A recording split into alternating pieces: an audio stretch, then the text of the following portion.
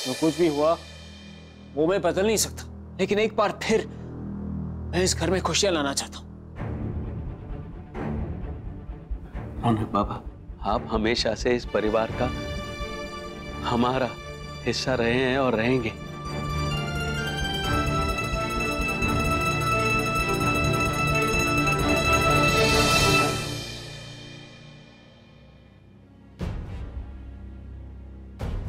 So Kajal please, at least अब मुझे अपना फर्ज निभाने दो।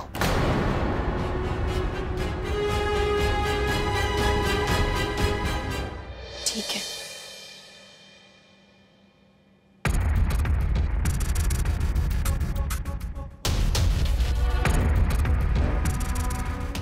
चाचू, मुझे आपसे एक काम था। चाचू, लोन की डिटेल्स मैं आपको बाद में बताता हूं। मैं सिर्फ इतना चाहता हूं कि वो लोग दोबारा पैसे को लेकर अक्षय की फैमिली को कांटेक्ट ना करें।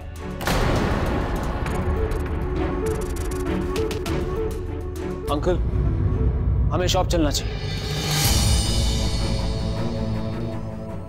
अब दुकान पर जाकर क्या होगा?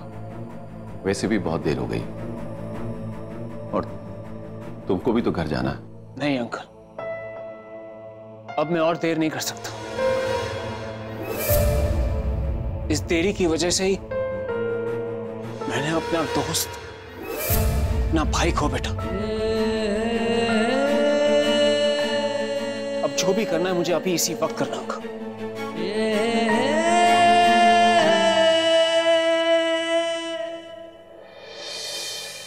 भाभी, वो रौनक का फोन आया था, कह रहा था कि अक्षय ने जो लोन लिया है उससे वो कंपनी के नाम ट्रांसफर कर दे। हाँ ठीक है, कर दीजिए।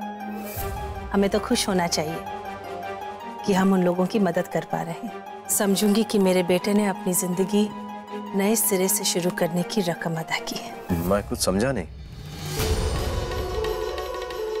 रौनक ने शादी के लिए हाँ कह दी है।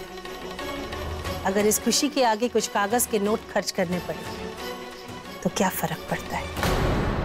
पर भाभी, ऐसे अचानक बार बार अगर रौनक काजल से मिलता रहेगा तो कहीं उसके दिल में फिर से, मेरे कहने का मतलब है कि रौनक को इस तरह परेशान देखकर आपकी तबीयत बिगड़ सकती है ना।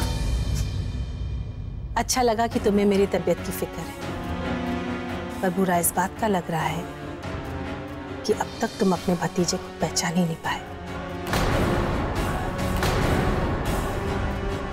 क्योंकि एक बार मेरा बेटा मुझसे वादा कर ले तो भगवान भी उसे पूरा करने से नहीं रोक सकते। खैर छोड़ो, रौनक के लिए सगाई की अंगूठियां ऑर्डर कर दीजिए। उन्हें कहना कि इस एड्रेस पर पहुंच जानी चाहिए।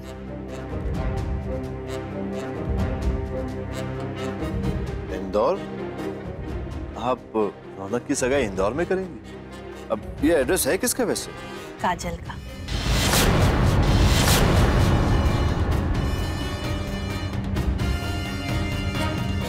काजल?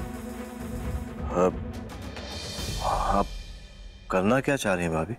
आज से पहले मेरे सामने नजरें नहीं उठा रहे थे, आज सवाल उठा रहे हो। गलत बात है ना? मैं तो बस पूरे परिवार के साथ खुशियां बांटना चाहती हूँ। ऐसे इंदौर में काजल के घर अचानक, इसलिए मुझे अजीब सा लगा। मेरा फैसला अजीब है और काजल का परिवार गरीब। कुल मिलाकर पूरा मामला अजीबो गरीब हो गया है ना? मेरे बेटे रौनक ने उनका कर्जा अपने सर लेके उनका दुख बांटा है, तो हम उनके घर खुशियां बांटेंगे। आखिर वो भी तो अपने हैं। जी।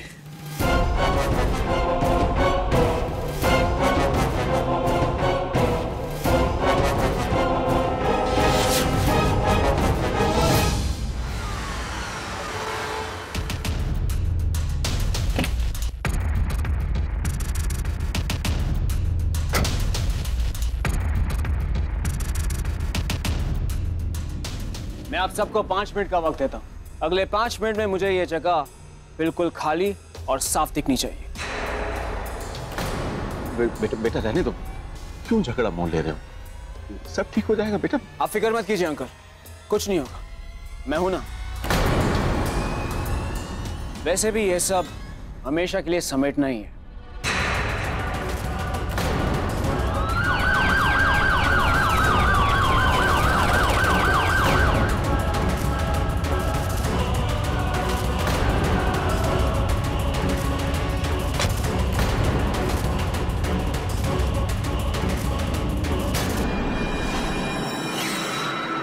ये यहाँ पुलिस? इन्हें मैंने बुलाया है, अभी ये सारा किस्सा खत्म ही करते थे। इंस्पेक्टर साहब, हमें आपकी मदद चाहिए।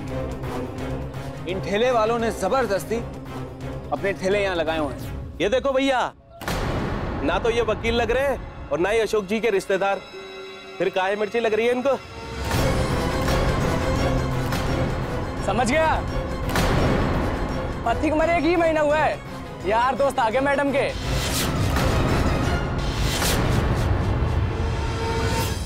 जब तक आप जैसे लोग हैं ना, तो उन्हें चिंता करने की कोई जरूरत है?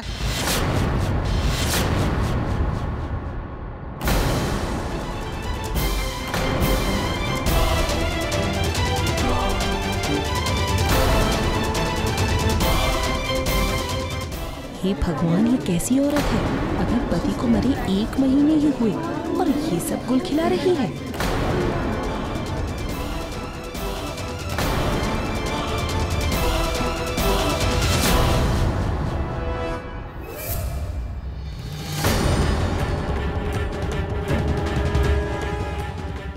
काजल,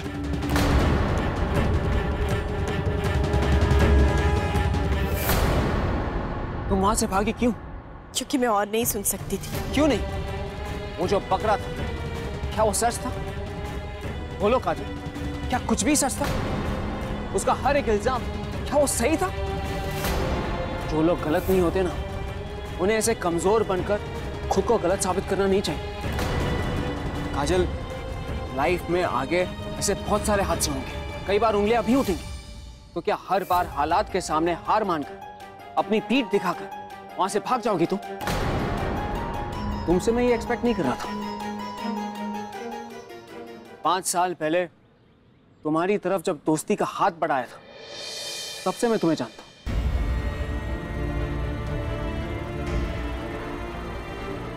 वो दोस्ती का रिश्ता अधूरा रह गया था, पर अब वो पूरा हो सकता है। हाँ, लेकिन ये दोस्ती के रिश्ते के साथ अक्षय का ना होने का दर्द जरूर रहेगा। लेकिन मैं कभी भी तुम्हें टूटने नहीं दूंगा। Let's be friends.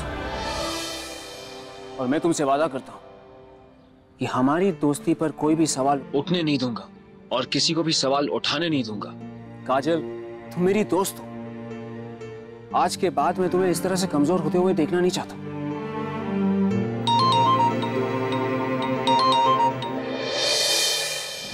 हेलो, क्या?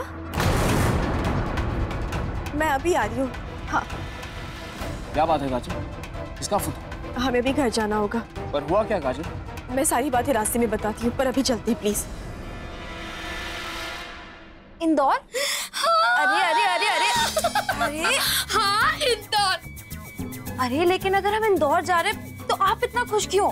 क्योंकि बात तेरी और रौनक की सगाई है, मतलब शुभ घड़ी आ गई। अब मोनू सुन, बिल्कुल टाइम नहीं बचा है, बहुत काम बाकी है, बहुत शॉपिंग करनी है। तू एक काम कर, तू तैयार हो जा, मैं बैंक जाकर पैसे निकालती हूँ। अब चीजें खरीदने के लिए पैसों की जरूरत तो पड़ेगी ना, है ना? पर मॉम, हमारे पास पैसे कहाँ शॉपिंग के लिए?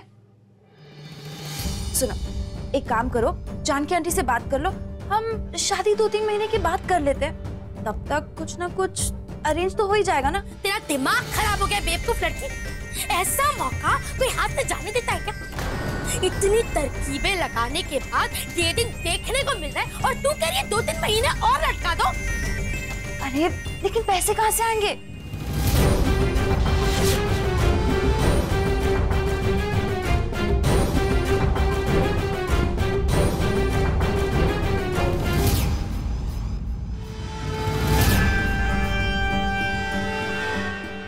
तेरे बाप बाप के नाम पे जानकी से जो कर्जा लिया था वो किस दिन काम आएगा? ये बात अलग है कि तेरे बाप को इसके बारे में अंदाजा भी नहीं है।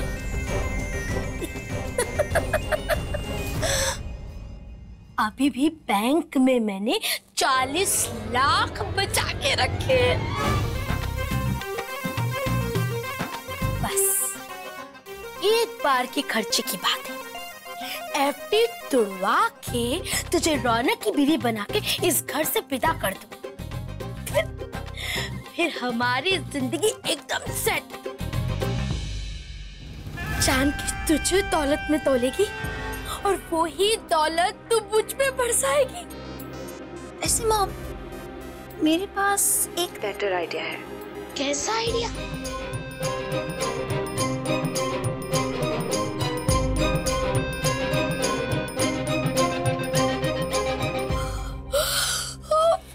वाह मुनमुन, आज तो भरोसा हो गया कि तू मेरा ही खून है। आज तो तू अपनी माँ से भी आगे निकल गई चाले चलने में। शाबाश बेटा, I am proud of you. बस एक बार जानकी तेरी इस चाल में फंस जाए, फिर हम दोनों की जिंदगी एकदम सेट हो जाएगी। जानकी आंटी तो शुरू से मेरे खेल में फंसी हुई है मॉम। अपने बेटे के लिए मुझे सुंदर, सीधी, सुशील, संस्कारी बहू जो समझती है। वैसे मॉम, आप चिंता मत कीजिए, समझो आपकी लॉटरी लग गई।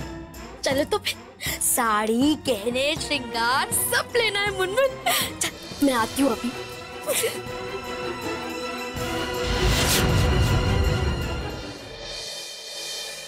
पापा क्या हुआ साक्षी को? बेटा अचानक साक्षी की तबीयत खराब हो गई तो हमने डॉक्टर को बुला लिया। अब चेकअप चल रहा है। डॉक्टर ने सबको अंदर बुलाया। चलिए। डॉक्टर क्या हुआ मेरी बच्ची को? देखो काजल, 1 महीना हो गया है पर साक्षी में कोई इम्प्रूवमेंट नहीं दिख रहा है। वो होश में तो है लेकिन ऐसा लगता है कि साक्षी में ठीक होने की इच्छा ही नहीं है। साक्षी के दिल में छेद VSD होने की वजह से पहले ही वो कमजोर रहती है और इस सदमे की वजह से उसकी हालत और बिगड़ती जा रही है। डॉक्टर प्लीज ऐसे मत बोलिए।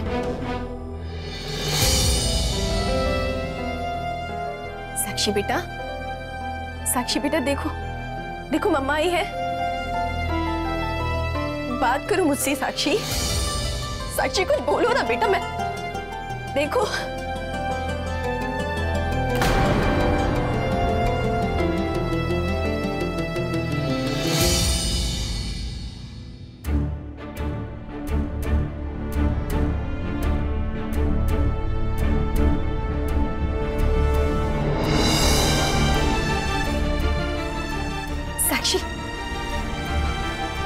साक्षी पापा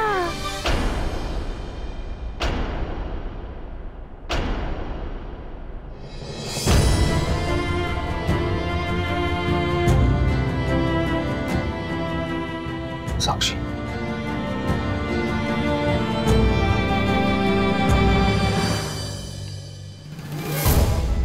डॉक्टर आप कह रही हैं कि साक्षी में ठीक होने की इच्छा ही नहीं बची है। मैं इतनी जल्दी हार नहीं मानने वाला। इसे ठीक होना ही होगा। देखिए साक्षी अभी भी ट्रीटमेंट पे रिस्पॉन्ड नहीं कर रही है ठीक से।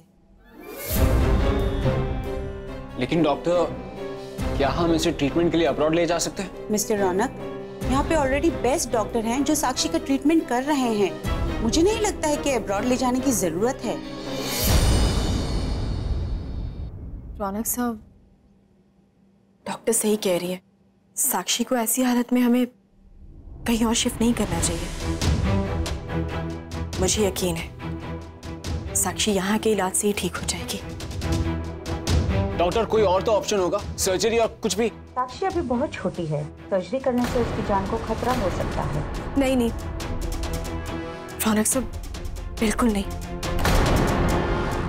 अब मैं जानती हूँ आप साक्षी के लिए सबसे बेहतर चाहते हैं, सबसे अच्छा चाहते हैं, पर अक्षय के जाने के बाद साक्षी मेरी जिंदगी, उसकी जिंदगी के साथ रिस्क नहीं ले सकती।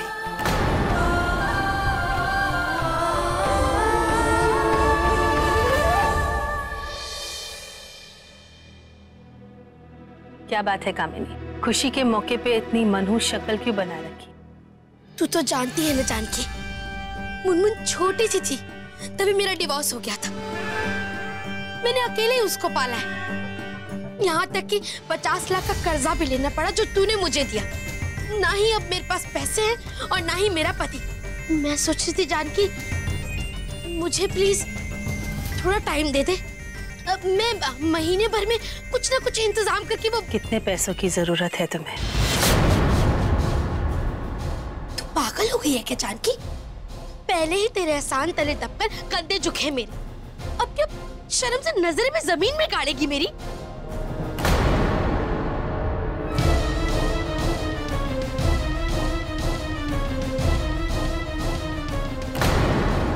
ये रिश्ता तुम्हारे लिए खुशी की वजह होनी चाहिए कामिनी, शर्मिंदगी और चिंता की नहीं। बोलो कितने पैसे चाहिए?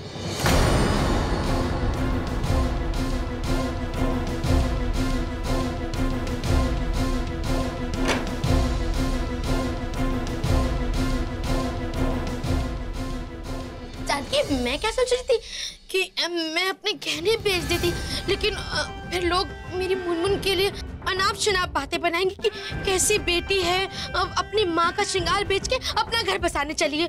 और अगर मैंने ऐसा नहीं किया तो लोग मेरे लिए बोलेंगे कि कैसी माँ है, अपनी बेटी की धूमधाम से शादी नहीं कर सकती। लेकिन फिर कितने पैसे कामिनी? बस रकम बोल। 6-7 लाख काफी होने चाहिए, पर मुझे बहुत अजीब लग रहा है जानकी।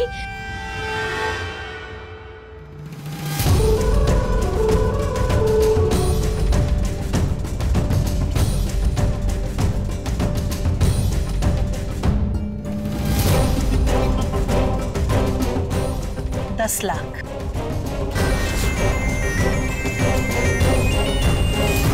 शादी की तैयारियों में कोई कमी नहीं होनी चाहिए।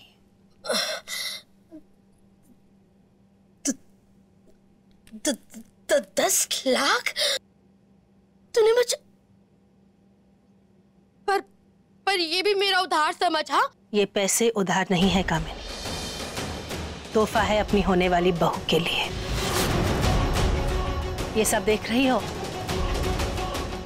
ये सब कुछ रौनक का है जो उसकी पत्नी को मिलेगा। लेकिन शर्त इतनी है कि रौनक की पत्नी के साथ साथ वो मेरी बहू भी बनकर रहे। जानकी, मेरी मुनमुन कोई उल्टा काम नहीं करेगी। तो जानती है ना कितनी इज्जत करती है वो तेरी। चल अब मैं चलती हूँ, बहुत काम पड़ा है।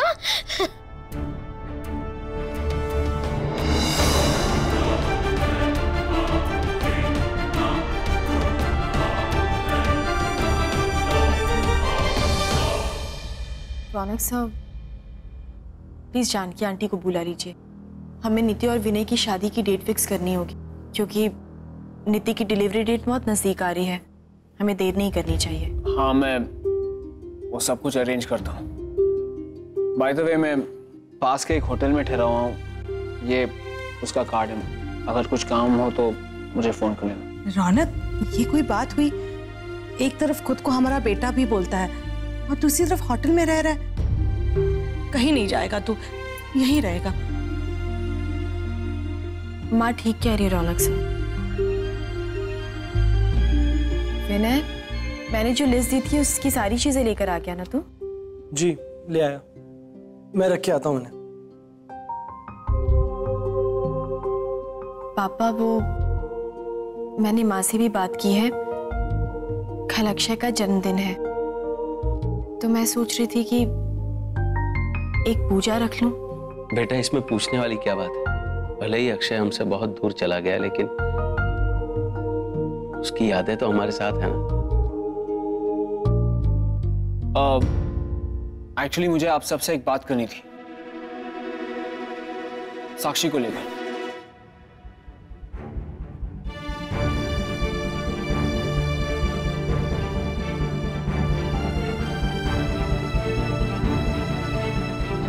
नहीं रौनक सर, मैं साक्षी की जिंदगी के साथ रिस्क नहीं ले सकती।